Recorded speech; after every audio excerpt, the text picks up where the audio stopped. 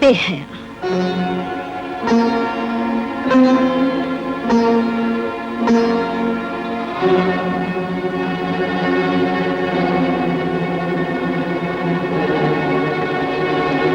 आंखें बंद करती हूँ तो तुम सामने नजर आते हो, आंखें खोलती हूँ तब भी तुम मेरे सामने रहते हो। तुम्हारा चेहरा, तुम्हारी आंखें, तुम्हारी हंसी मैं एक पल के लिए भी नहीं भूल सकती। रात में सब सो जाते हैं लेकिन मुझे नींद नहीं आती, छटपटाती रहती हूँ, तकिए में अपना मुंह छुपा लेती हूँ। मुझे लगता है तकिया ही तुम्हारा विशाल कोमल सीना है जहाँ मैं हमेशा के लिए समा गई हूँ।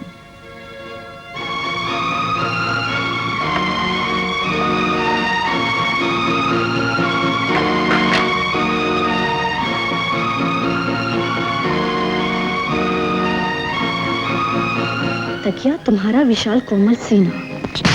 शर्म नहीं आती? कुंवारी लड़की होकर तकिए को कुछ और समझकर उससे लिपटी हुई हो। यही सीख मिली है तुम्हें?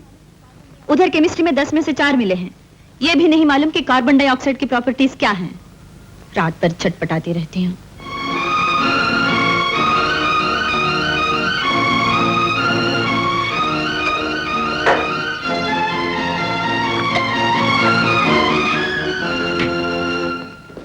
अरे रेनू, अभी तक तैयार नहीं हुई?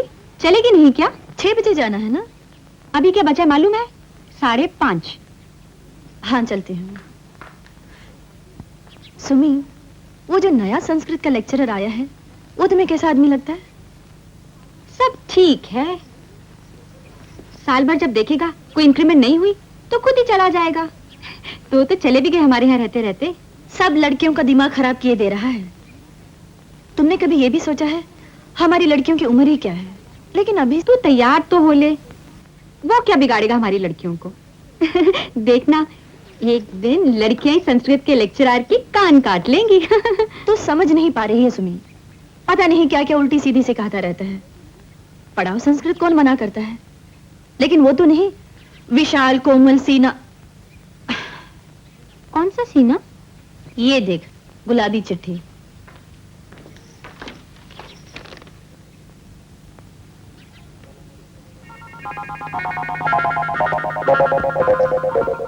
सुमी, ये चिट्ठी मुझे दे दे। वो मधुपुर गए हैं ना, ऐसी चिट्ठी मैं भी उन्हें लिखूंगी। कौन वो? हमारे तो एक ही हैं, पिंकी के बाबूजी। रख दे चिट्ठी यहाँ। ले, टेबल पर रख दे, हाथ नहीं लगाऊंगी ऐसी गंदी चीज को। प्रिंसिपल को दिखाना है इसे। प्रिंसिपल को बताकर क्या होगा रेनू? वो तो बेचारी विधवा है। लज्जा और शर्म से पार्वती मुंह छुपाए एक तरफ खड़ी हुई है और उसके बाद केतवेन शायिते कुतहलात पार्वती प्रतिमुखम निपातितम। इसका मतलब ये हुआ क्या बात है चारो? दरवाजे पर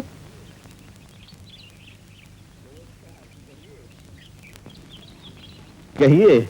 इस तरह आपकी क्लास में शोर मचता रहेगा तो मैं क्लास कैसे लूंगी? जी, संस्कृत पढ़ाते वक्त उच्चारण पर विशेष ध्यान देना पड़ता है और फिर कालिदास पढ़ाते वक्त आपको ख्याल रखना चाहिए। पास ही में एक दूसरी क्लास भी है जहाँ कोई जरूरी विषय पढ़ाया जा रहा है। आपका कालिदास नहीं। मेरा कालिदास? कालिदास तो सबका है, आपका भी। कौन सा जरूरी विषय पढ़ा रही हैं आप? Properties of carbon dioxide. Carbon dioxide, chemistry. Oh, रसायन पढ़ा रही हैं आप। ठीक है, आप इत्मीनान से क्लास को पढ़ाइए, मैं इन्हें शांत रखता हूँ। Thank you. हाँ, तो क्या पढ़ा रहा था मैं? शंकर और पार्वती का हनीमून। आहिस्ता आहिस्ता, देखा नहीं अभी भी शिकायत करने आई थी। क्या नाम है इनका? Carbon dioxide. Carbon dioxide? ये कैसा नाम है? सर, हम उन्हें कार्बन डाइऑक्साइड कहते हैं। क्यों? इतनी गंभीर रहती है कि हमें डर लगता है और फिर हमें भी कार्बन की एक प्रॉपर्टी समझती है। नहीं नहीं, ऐसा नहीं बोलना चाहिए। देखिए, जो भी उनका नाम है उसी से संबोधित करना चाहिए। और आपको सर हम जीजा जी कहते हैं। वैसे जीजा जी का संबंध जीवन में बड़ा मधुर है। हमारे कादम्बरी में एक पात्र है, क्या नाम है उसका? Carbon dioxide. नहीं नहीं, कार्बन डाइऑक्साइड क्यों होने लगा? वो तो हमारी केमिस्ट्री की लेक्चरर से मिलती भी नहीं। वैसे हमारी केमिस्ट्री की लेक्चरर अभिज्ञान शाकुंतलम की शकुंतला से जरूर मिलती है। सर, शकुंतला। वाह, यदि आप प्रसन्न चित्त हैं तो हमारे कालिदास की कल्पना आप शकुंतला। पढ़ा क्या रहे हैं? जी मैं शर्मिंदा हूँ, हमारी छात्राएं रस और रसायन का अंतर नहीं समझती। आप क्या पढ़ा रहे हैं? जी संस्कृत। कालिदास के काव्य जैसे कुमार संभव, अभिज्ञान शकुंतला। कालिदास ने क्या कार्बन डाइऑक्साइड पर काव्य लिखा है? जी मैं शर्मिंदा हूँ, हमारी छात्राएं कुछ चंचल हैं, मैं इन्हें समझा दूंगा। आप समझाएंगे? ये आपके समझाने का ही फल है जो लड़कियां सब बिगड़ती जा रही हैं।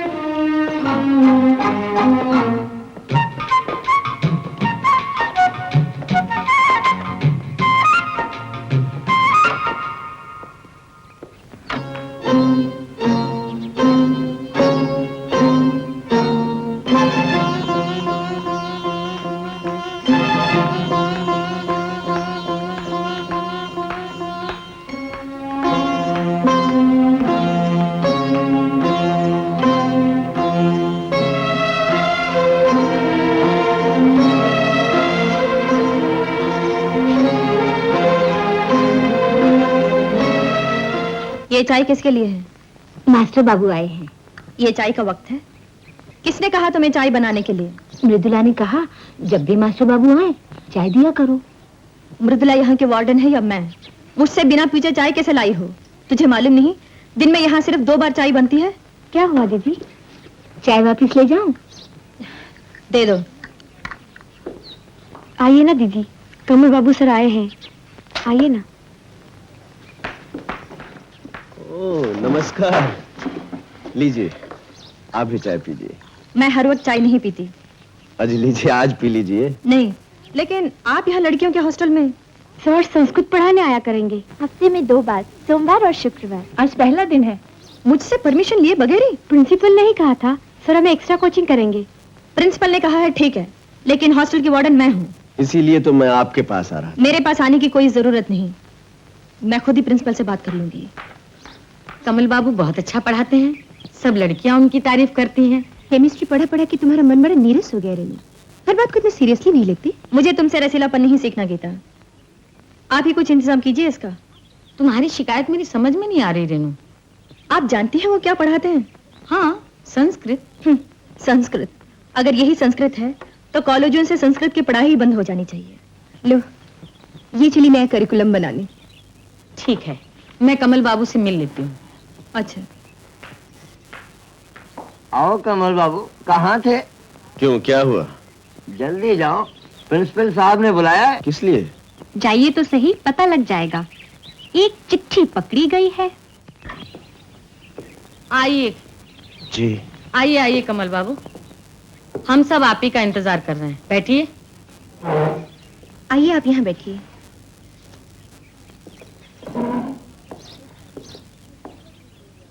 हमारे कॉलेज का ये सिल्वर जुबली ईयर है। इस सिलसिले में हम सब मिलकर एक सेलिब्रेशन करना चाहते हैं। इन सब की राय है कि एक दिन टीचर्स लोगों को लेके कुछ किया जाए और एक दिन स्टूडेंट्स को।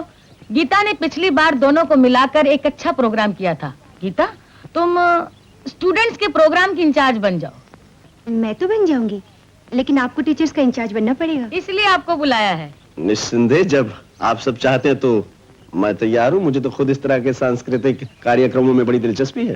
तो ठीक है, 1 महीना बाकी है, आप लोग अपने अपने काम में अलग से जुट जाइए।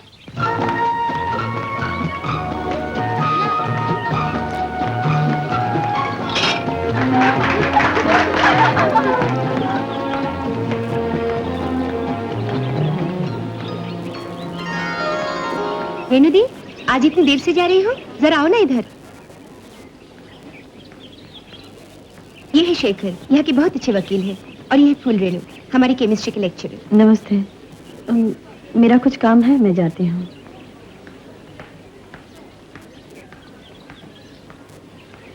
इसने देख लिया, कुछ कहेगा तो नहीं? रेनू को सिर्फ मालूम है दुनिया में 108 एलिमेंट्स, उसके बाहर कुछ भी नहीं। वैसे बड़ी स्ट्रिक्ट लगती है। होगी, कौन पूछता है? मगर देखने में बड़ी अच्छी है। उधर ध्यान देने की बिल्कुल जरूरत नहीं, वहाँ किसी की दाल नहीं गलती।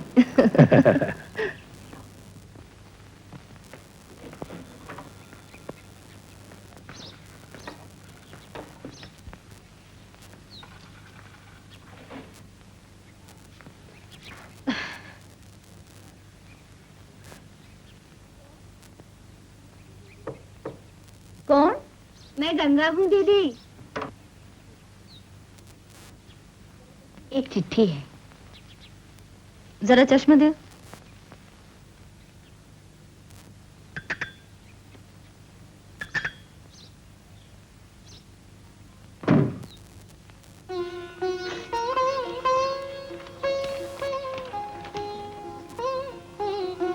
अब और तुझे नौकरी करने की जरूरत ही क्या है बेटी? सब कुछ तो है हमारे पास। लल्ला को एक और तरक्की मिली है, कहता है उसकी तनख्वाह 1200 हो गई है। तेरी ही मेहनत का फल है रेनू। तूने ही अपने छोटे भाई को पढ़ा लिखा कर इस काबिल बना दिया है। लल्ला हमारे यहाँ की उषा से ही शादी करना चाहता है, लेकिन वो कहता है जब तक दीदी शादी नहीं करेगी मैं भी नहीं करूंगा। तू कहे तो तेरे लिए एक अच्छा सा लड़का ढूंढूं। गर्मियों की छुट्टियों में कुछ ज्यादा छुट्टी बढ़ा लेना। जितने दिन तो हमारे पास रहती है हमें बहुत अच्छा लगता है।